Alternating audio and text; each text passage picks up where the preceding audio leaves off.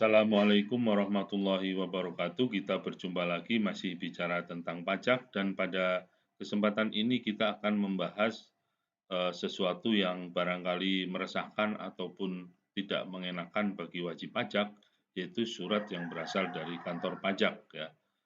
Apa itu? Itu adalah SP2DK ya, surat permintaan penjelasan data atau keterangan ya. Surat permintaan penjelasan data dan atau keterangan ya. Bagi sebagian orang menerima surat dari kantor pajak tidak masalah, tetapi untuk sebagian besar yang lain menerima surat dari kantor pajak itu selalu bermasalah ya. Jadi misalnya pusing lah, tidak bisa tidur dan sebagainya ya. Maka pada kesempatan ini kita akan membahas tentang apa sih penyebabnya kita mendapat surat SP2DK ya, surat permintaan penjelasan data dan atau keterangan, bagaimana pensikapan yang harus kita lakukan gitu ya. Nah, sebelum masuk ke sana ya, kita akan melihat istilah-istilah yang berkaitan dengan surat tersebut ya. SP2DK, surat permintaan penjelasan atas data dan atau keterangan. Kemudian LHPT, laporan hasil penelitian, kemudian ada kertas kerja penelitian, SP2DK ya, surat permintaan penjelasan data dan atau keterangan. Jadi prosesnya adalah AR akan melakukan penelitian terhadap kondisi kita ya, kemudian membuat kertas kerja penelitian, kemudian membuat laporan hasil penelitian. Nah, kemudian hasil itulah yang kemudian dituangkan di dalam SP2DK ya, surat permintaan penjelasan atas data dan atau keterangan. Nah, kita lihat yang pertama di sini ya. Jadi sebelum masuk ke yang lain-lain ya, bahwa bagaimana sih cara AR melakukan penelitian ya. AR melakukan penelitian, kemudian membuat laporan hasil penelitian, membuat kertas kerja penelitian, itu didasarkan pada data internal DJP ya. Jadi di DJP ada sistem, ada APROWEB, ada sistem informasi DJP yang berkaitan dengan data-data yang dimiliki oleh DJP. Nah, kemudian AR juga menggunakan data eksternal ya, data eksternal yang bisa diperoleh bisa di mass media, di Google, kemudian medsos dan sebagainya ya. Jadi ini selalu dipelototi oleh teman-teman kantor pajak ya yang ada di seksi pengawasan ya. Nah, kemudian dari data inilah yang kemudian mereka membuat analisis ya, kemudian mereka membuat kertas kerja penelitian, kemudian laporan hasil penelitian, yang kemudian di situ juga melibatkan ada kasihnya ya, juga melibatkan supervisor yang ada di pemeriksa pajak ya. Nah, disinilah mereka membuat analisis berdasarkan data internal, data eksternal maupun profil wajib pajak yang ada di dalam sistem di DJP. Ya. Nah, kemudian setelah mereka membuat analisis, kemudian dituangkan di dalam kertas kerja, kemudian laporan hasil penelitian, inilah yang kemudian mereka tuangkan dalam SP2DK ya, surat permintaan penjelasan data dan atau keterangan ya. Nah, inilah yang sering menjadi problem kalau misalnya SP2DK kalau dicuekin bagaimana resikonya gitu kan. Kalau misalnya dijawab bagaimana resikonya, bagaimana cara menjawabnya dan sebagainya. Nah, inilah yang akan kita bahas pada kesempatan kali ini. Nah, kemudian surat SP2DK ini oleh AR akan dikirim bisa melalui pos, melalui kurir atau fax ya kepada kita ya bagi wajib pajak maupun sekalian wajib AR datang ke kantor kita, kantor wajib pajak, kemudian dia melakukan kunjungan atau visit kerja ya. Jadi visit sebagai AR ya. Memang di salah satu tugas AR juga melakukan visit ya, artinya melihat bagaimana yang dilaporkan di SPT dengan kondisi lapangan ataupun di misalnya ada pabrik, ada kantor dan sebagainya ya. Nah, kemudian setelah SP2DK ini dikirimkan, maka apa yang harus kita lakukan ya? Yang harus kita lakukan adalah kita harus memberi tanggapan dalam jangka waktu 14 hari. Nah, kemudian kalau misalnya tidak ada tanggapan, maka flowchart-nya adalah di sini. Akan kemungkinan dilakukan usul pemeriksaan. Kemudian kalau misalnya datang, kemudian jadi tanggapan kita datang, kemudian ke kantor pajak, kemudian kita membuat tanggapan tertulis, kemudian ada berita acara tentang pembahasan. Nah, disitulah nanti akan ada titik temu antara kita sebagai wajib pajak dengan AR ya, dengan account representatif dari pihak Fiskus ya. Itu akan ada titik temu. Nah, kemudian langkah selanjutnya seperti apa gitu ya. Kalau misalnya nanti tidak ada temu, ujungnya adalah kita diusulkan pemeriksaan. Nah, ini yang barangkali perlu kita sikapi ya. Kalau memang nanti harus dilakukan pemeriksaan, ya berarti kita harus mempersiapkan diri tentang data, dokumen, dan sebagainya. Nah, kalau sudah selesai, maka akan ditutup oleh AR. Ya, jadi nanti ada berita acaranya dan sebagainya. Baik, kita lanjutkan lagi. Apa yang dianalisis gitu ya, apa yang dilakukan penelitian oleh AR. Yang pertama adalah kepatuhan formal ya. Jadi penyampaian SPT, apakah kita SPT-nya tepat waktu atau tidak, kemudian apakah disampaikan SPT-nya atau enggak, kemudian pembayaran pajaknya ya. Pembayaran pajaknya kita tahu bahwa kalau kita motong maka harus disetor tanggal 10 bulan berikutnya. Ada yang tanggal 15, ada yang tanggal akhir tahun dan sebagainya, awal tahun ya dan sebagainya ya. Jadi ini berkaitan dengan penyampaian SPT ya, SPT kemudian pembayaran ya, ada tanggal 15, tanggal 20, atau tanggal 5, tanggal 10 sorry ya. Dan kemudian kesesuaian antara KLU dengan dunia nyata kita ya, artinya usaha kita itu apa. Kemudian yang dianalisis berikutnya adalah tentang resiko ya. Jadi di sistem administrasi yang ada di DCP itu ada istilahnya compliance risk management ya. Di situ sudah ada kita itu masuk resiko di kuadran berapa gitu ya. Jadi ada risiko-risiko. Nah, inilah yang kemudian menjadi prioritas bagi AR untuk melakukan penelitian atas kondisi wajib pajak atau kondisi kita. Nah, kemudian adanya data internal maupun data eksternal termasuk data dari instansi, lembaga, asosiasi pihak lain ya atau ILAP ya, instansi, lembaga, asosiasi dan data exchange of information ya. Jadi ini yang berasal dari tukar menukar antara otoritas pajak Indonesia dengan otoritas pajak di luar negeri. Kemudian juga ada data tentang informasi keuangan, misalnya berkaitan dengan pembelian saham, pembelian obligasi, kemudian SUN ya surat utang negara dan sebagainya. Jadi inilah yang dilakukan analisis. Kalau misalnya dirasa ada sesuatu misalnya nilai saya cuma 150 juta ya. Tetapi ada data dari berkaitan dengan informasi keuangan misalnya saya mampu membeli obligasi senilai 1 miliar dan sebagainya. Nah, inilah hal-hal seperti ini yang hal-hal yang tidak sinkron antara penghasilan yang kita laporkan dengan adanya data atau informasi yang berasal dari baik dalam maupun dari luar DJP. Nah, kemudian juga dari laporan keuangan ini juga bisa dilakukan analisis misalnya dibandingkan dengan tahun sebelumnya gitu ya. Ini kok misalnya ruginya drop tahun ini lebih banyak dan sebagainya. Bisa juga dibandingkan dengan perusahaan sejenis ya.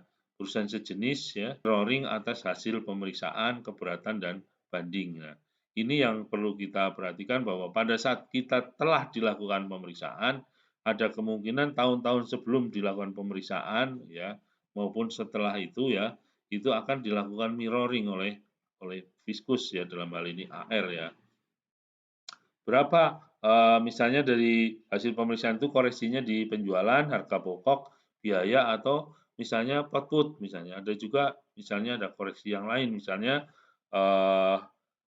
tentang PKP misalnya ya, bahwa tahun itu mestinya sudah PKP atau belum gitu ya. Gitu ya. Dan kemudian yang berikutnya adalah laporan hasil analisis dari yang ada di data keuangan baik di kantor pusat, Kanwil maupun di tingkat KPP yang bersangkutan. Nah, yang terakhir adalah penelitian atau analisis data berdasarkan kunjungan visit ke lokasi ya. Jadi misalnya berapa jumlah karyawan gitu ya. Kita bandingkan antara yang dilaporkan dengan yang dilaporkan di SPT dengan kewajaran setelah kita melihat kondisi di lapangan ya, misalnya pabriknya, kantornya dan sebagainya. Nah, kemudian hasil penelitian ya, hasil penelitian dari AR ya, analisis tadi ya, itu bentuknya apa? Bentuknya adalah kertas kerja penelitian ya. Kemudian ada lagi adalah laporan hasil penelitian ya. Nah, kesimpulannya apa dari situ? Kesimpulannya adalah yang pertama WP telah memenuhi kewajiban perpajakan, WP belum memenuhi. Yang kalau yang sudah memenuhi maka di close, selesai. Kemudian WP belum memenuhi maka di sini akan dilakukan pembahasan dengan WP, kemudian WP disarankan untuk melakukan pembetulan dan pembayaran sesuai dengan kurang pajaknya. Nah, kalau kemudian WP tidak setuju dengan pola itu, maka langkah terakhir adalah WP diusulkan dilakukan pemeriksaan pajak ya. Kira-kira seperti itu ya. Jadi kalau dianggap belum memenuhi tahap pertama tadi WP diusulkan dilakukan permintaan penjelasan atas data atau keterangan ya. Surat permintaan penjelasan atas data dan atau keterangan. Nah, kemudian tindak lanjutnya apa? Tindak lanjut dari hasil penelitian yang pertama adalah SP. Nah, tindak lanjut dari penelitian yang dilakukan oleh Fiskus ya, yaitu adanya SP2DK ya. Dalam hal WP dianggap belum memenuhi kewajiban perpajakan. Jadi WP tidak langsung diusulkan pemeriksaan, tetapi dibuat surat permintaan penjelasan data dan atau keterangan. Nah, dari situ kemudian ada hal-hal yang apa namanya berkaitan dengan apa, nah, maka langkah berikutnya adalah dilakukan pembahasan antara WP dengan AR ya untuk membahas temuan-temuan yang ada di dalam SP2DK.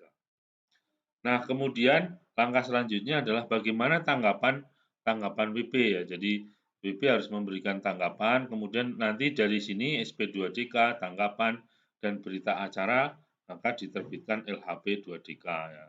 LHP2DK ini apa gitu ya? Laporan hasil permintaan penjelasan data dan atau keterangan ya.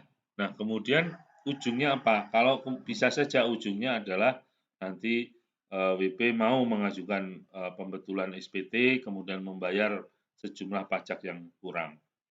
Nah, kemudian kalau misalnya ternyata dari hasil pembahasan dan sebagainya, atau setelah SP2DK itu dikirim kepada wajib pajak, ternyata ada data baru ya, maka AR akan menerbitkan SP2DK baru sepanjang wajib pajak tersebut belum diusulkan pemeriksaan ya. Jadi memang ini artinya ada kemungkinan bahwa SP2DK itu berulang-ulang gitu, tidak hanya sekali. Nah, ini yang barangkali bagi wajib pajak jadi tidak ada kepastian hukum ya. Tetapi karena ini prosedur, kalau sepanjang tidak ada data baru dan belum dilakukan usul pemeriksaan, ya akan diterbitkan SP2DK baru. Nah, sekarang apa yang harus kita lakukan dengan adanya SP2DK ini? Jadi, teman-teman tidak perlu khawatir, tidak perlu gundah gulana ya. Yang pertama adalah kita harus menanggapi, memberikan tanggapan tertulis, kemudian nanti kita aktif dan proaktif untuk melakukan pembahasan dengan AR, disertai dengan bukti-bukti yang kita punya ya. Jadi misalnya ada kemarin pertanyaan dari teman-teman ya, SP2DK isinya apa? Isinya adalah bahwa wajib pajak kelebihan mengkreditkan pajak ya, terlalu besar mengkreditkan pajak. Ya tinggal berarti kita langsung apa namanya melakukan tanggapan bahwa kemudian kita melakukan pembahasan disertai dengan bukti. Buktinya apa? Bahwa buktinya ya misalnya bukti pembayaran kita, rekening koran kita dan sebagainya yang menyatakan bahwa apa yang kita klaim sebagai kredit pajak itu sudah benar ya. Nah, itu contoh seperti itu. Kalau sudah seperti itu nanti akan clear. Nah, kemudian misalnya berkaitan dengan data kepemilikan harta, rekening, transaksi dan sebagainya, ya berarti kita harus memang membawa buktinya, kemudian kita buktikan bahwa misalnya ternyata kita mendapat warisan dari orang tua gitu ya, maka akte warisnya ya kita sampaikan gitu ya. Kemudian kita misalnya ada analisis berkaitan dengan pajak masukan yang belum kita kreditkan, ya tinggal kita pembuktian dan sebagainya. Jadi berkaitan dengan ekualisasi misalnya ada DPP PPN dengan omset, ya kita cari di mana apakah sudah dikenakan PPN atau belum. Nah, itu seperti itu. Kira-kira itulah nanti yang harus kita bahas. Kemudian kalau ada mirroring temuan pemeriksaan pajak, ya artinya apa? Artinya kalau wajib pajak atau kita sudah pernah dilakukan pemeriksaan, maka ada kemungkinan oleh AR akan dilakukan mirroring. Artinya asumsinya adalah karena ini tahun yang berbeda, ada kemungkinan modus penyimpangan kita sama ya. Ya sepanjang AR bisa membuktikan bahwa kita masih melakukan penyimpangan yang sama, ya kita akan terima. Tetapi kalau misalnya kita bisa membuktikan bahwa itu tidak kita lakukan di tahun yang dilakukan mirroring, ya kita harus berani membuktikan kepada AR bahwa itu tidak benar ya.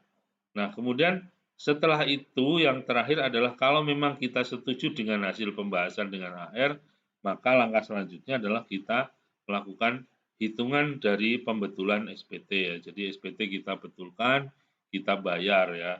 Tetapi kalau misalnya kita tidak setuju dengan ini atau yang disampaikan oleh AR, maka kita harus bersiap untuk dilakukan pemeriksaan pajak. Kenapa? Karena kalau misalnya tanggapan tertulis, pembahasan, pembuktian, dan sebagainya, ternyata AR tidak setuju dengan pendapat kita, maka ada kemungkinan atau kemungkinan besar AR akan mengusulkan kita untuk dilakukan pemeriksaan pajak. Ya, kalau memang ini jalan ini yang akan kita tempuh, ya tidak masalah ya. Kita tinggal mempersiapkan bagaimana proses pemeriksaan pajak itu dilakukan, kemudian apa yang harus kita lakukan dan sebagainya. Baik, terima kasih. Mudah-mudahan ini bermanfaat bagi kita semua. Terima kasih juga yang sudah subscribe maupun yang belum silahkan gitu ya. Dan silahkan ditekan tombol lonceng agar memperoleh notifikasi tentang pembaruan dari YouTube ini. Mudah-mudahan bermanfaat. Wassalamualaikum warahmatullahi wabarakatuh.